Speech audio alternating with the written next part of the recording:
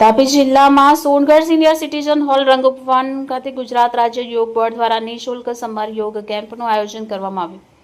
Gujarat state યોગ board દ્વારા રમતગમત, યુવા અને સાંસ્કૃતિક પ્રવૃત્તિ વિભાગ ગુજરાત સરકારના માર્ગદર્શન હેઠળ રાજ્યભરમાં નિઃશુલ્ક સમર યોગ કેમ્પનું આયોજન કરવામાં આવ્યું। આ યોગ અને સંસ્કાર શિબિર ખાસ કરીને 7 થી 15 વર્ષના બાળક માટે આયોજિત કરવામાં આવી રહી છે। આ પ્રોગ્રામની શરૂઆત કરવા પહેલા દીપ પ્રાગટ્ય કરવામાં આવ્યું।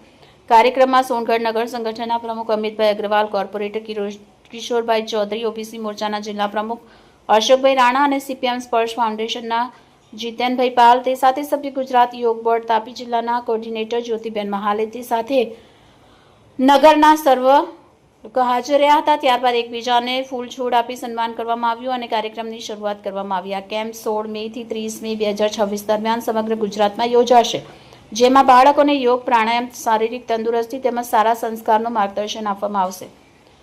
રાજ્યભરમાં કુલ 225 કેમ્પનું આયોજન કરવામાં આવ્યું હોવાનું જણાવાયું છે। યોગ કેમ્પનો મુખ્ય હેતુ બાળકમાં આરોગ્ય પ્રત્યે જાગૃતિ લાવવી, શારીરિક અને માનસિક વિકાસને પ્રોત્સાહન આપવું તેમજ ભારતીય સંસ્કૃતિ અને સંસ્કાર સાથે જોડાણ મજબૂત બનાવવાનું છે। રાજ્યકક્ષાના રમતગમત વિભાગના મંત્રી ડોક્ટર જયરામભાઈ ગામિતની અધ્યક્ષતામાં તાપી જિલ્લામાં યોગનું ઉત્કૃષ્ટ કાર્ય થઈ રહ્યું છે। રિપોર્ટર વિકાસ પાટીલ, બુલેટ 26 ગુજરાત ન્યૂઝ, તાપી।